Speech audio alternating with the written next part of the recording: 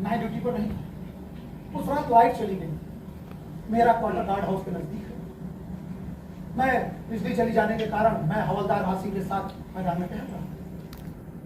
उस रात guard duty पर कौन? जवान, मेरा मतलब सवार रामचंद्र।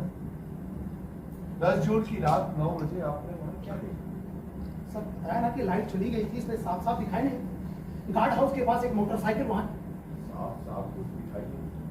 लगता है आपने चश्मा नहीं लगाया था उस रात। नहीं सर, मेरी नजर 100% ठीक है। मैं चश्मा नहीं लगाता। सुना साहब, लेकिन अभी आपने खुद कहा कि साफ साफ। सर बताया ना कि लाइट चली गई थी। लाइट चली गई थी तो क्या हुआ? 10 जून की रात, पूरे चांद की रात, और आप गार्ड हाउस से 100 मीटर की दूरी पर हैं और पूरे चांद की इतनी रोशनी होती है कि 400 से 500 मीटर तक का सब कुछ साफ साफ दिखाई देता है, यहां तक कि मैदान पर पड़ी एक छोटी सी गैलरी। खैर छोड़िए, जो मोटरसाइकिल गार्ड हाउस के पास से गुजरी उस पर कितने आदमी बैठे? 2। क्या उन्होंने हेलमेट डाल रखा? नहीं। तो आपने भी पहचान लिया? जी सर, कैप्टन वर्मा मोटरसाइकिल चला रहे थे और कैप्टन कपूर उनके पीछे बैठे हुए। जब इतनी दूर से चल रही मोटरसाइकिल पर बैठे अपने दोनों रेजिमेंट के अफसर को आपने पहचान लिया, तो फिर जवान रामचंद्र ने भी पहचान लिया? जी सर। इसके बाद क्या? जब मोटरसाइकिल गार्ड हाउस के पास पहुंची तो रामचंद्र ने गोली चलाई। पहली गोली कैप्टन वर्मा को लगी। मोटरसाइकिल सड़क से नीचे उतर गई। गार्ड हाउस के थोड़े ही फासले पर एक पेड़ है। गाड़ी का अगला पहिया जाकर उसे टकराया।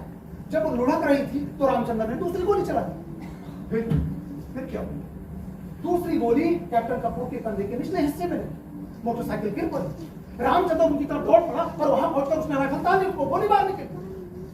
लेकिन तब तक मैं और हवलदार राशि पहुंच चुके। हमने उसे पीछे से पकड़ा।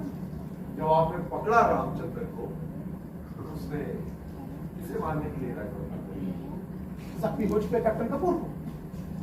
इसका मतलब है कि अगर आप झपट कर रामचंद्र को पकड़ ना लेते, वो जख्मी हो चुके कैप्टन कपूर का भी मर्डर कर देते। जी सर। उसके बाद क्या? गोली चलने की आवाज सुनकर बैरकों से जवान दौड़कर बाहर आ और हादसे की जगह पहुंच गए, जहां रामचंद्र चीख चीख कर कह रहा था, मुझे छोड़ दो, मुझे छोड़ दो, गोली मैंने चलाई है, मैं इस कैप्टन कपूर का भी कत्ल करूंगा।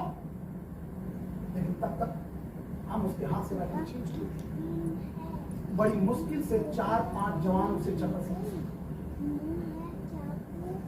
भगवान ही जाने साहब, उस रात इतनी बड़ा की ताकत रामचंद्र में पता नहीं कहां से आ गई।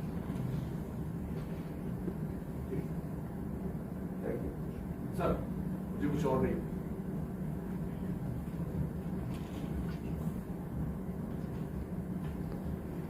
कैप्टन राय, आप गवाह से सवाल पूछ सकते हैं।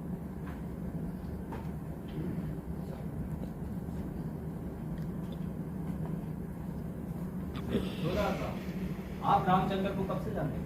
पिछले 3 साल से ट्रेनिंग सेंटर से रामचंद्र की पोस्टिंग हमारे ही रेजिमेंट में हुई थी।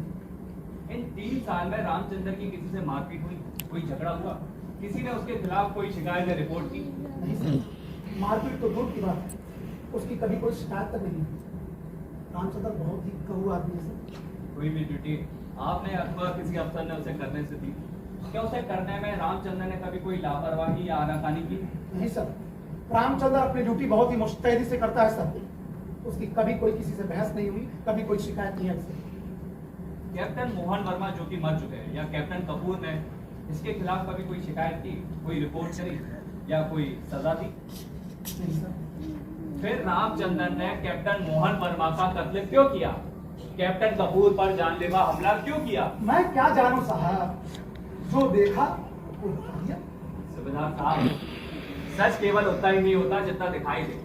सच का केवल एक हिस्सा हम देख सकते हैं और उसे पूरा का पूरा सच पाने की गलती कर बैठते हैं। और फिर ये कहा जरूरी जो कुछ आप हम देखे वही सच हो? नहीं सर, आंखों देखी बात हमेशा सच हो। अच्छा, क्या आप जैसे कि खड़े वो हिल रही है, घूम रही है? नहीं। क्या ये कोर्ट रूम हिल रहा है, घूम रहा है? नहीं। आप अपनी आंखों देखी बात कर रहे हैं ना, और आपकी आंखों देखी बात गलत है, बिल्कुल गलत। इतना तो आप भी जानते होंगे कि पृथ्वी घूमती रहती है लगातार, अपनी धुरी पर भी और सूरज के चारों तरफ भी। अब आपके ना देखने से ये सच झूठ तो नहीं हो जाएगा ना सर? सर, जमीन घूमने से इस मुकदमे का क्या मतलब? कैप्टन राय गवाह को जानबूझकर कंफ्यूज कर रहे हैं। उसे सिर्फ वही सवाल पूछना चाहिए जो इस ट्रायल से जुड़े। मिस्टर पुरी राइट कैप्टन राय, हमारी बातों का इस ट्रायल से कोई मतलब है? मैं पहले ही सबको वार्न कर चुका हूं, किसी को भी कोर्ट का टाइम वेस्ट करने की इजाजत नहीं। राइट सर, समय तो सचमुच कीमती होता है, किसी के जीवन से भी ज्यादा। इस कोर्ट की चिंता सही है, बिल्कुल सही है। समय नष्ट नहीं होना चाहिए, चाहे कोई फांसी पर क्यों ना चढ़ जाए। समय और सत्य हमेशा विपरीत दिशाओं में चलते हैं। सत्य क्या है, इसका निर्णय हमेशा भविष्य करता है। Truth is always the child of future. मैं तो ये बताने समझाने की कोशिश कर रहा हूँ, सत्य ना केवल इतना आसान होता है, ना ही इतना छोटा कि जिसे हम अपनी आंखों से देखकर समझ लें। कैप्टन राय, गवाह से कुछ और पूछना हो तो पूछो। सुबेदार साहब, जिस रात ये घटना हुई उस रात का गुप्त संकेत शब्द क्या था? सर, हाँ? कैप्टन राय गवाह को जानबूझकर कंफ्यूज कर रहा है। उसे एक सवाल सिर्फ एक बार पूछना चाहिए। और फिर जब वह खुद मान चुका है कि उस रात रामचंद्र ने थम्स कौन है की ललकार नहीं लगाई थी, फिर वही सवाल बार बार पूछने का मतलब है मेजर पुरी। और आप कौन होते मुझे सवाल पूछने से रोकने वाले? यहाँ के प्रिजाइडिंग कोर्ट को है, आपको नहीं।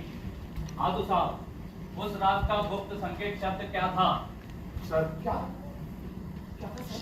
मैं कैप्टन राय को सलाह दूंगा कि इतनी मुश्किल हिंदी ना बोले, जिसका मतलब अंग्रेजी में बताना पड़े। हाँ, तो सुबेदार साहब, पासवर्ड क्या था? मुझे याद नहीं सर, अगर आपकी इजाजत हो तो रेजिमेंट के क्लर्क से पूछकर बताऊं? कोई बात नहीं, रहने दीजिए। प्रत्येक रात नया पासवर्ड होता है और इतने महीने पुराना गुप्त संकेत शब्द भूल जाना कोई बड़ी बात नहीं। आप चाहें तो मैं बता दूं, उस पूरे चांद की रात का पासवर्ड था काला चांद।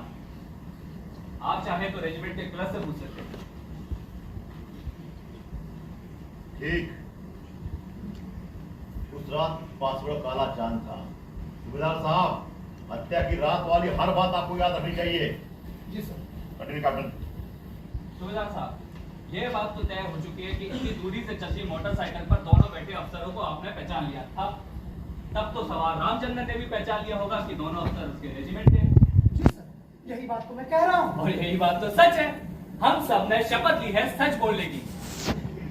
क्या आपने जवानों को हिदायत दे रखी है कि अफसरों को पहचान लेने पर पासवर्ड ना पूछा जाए?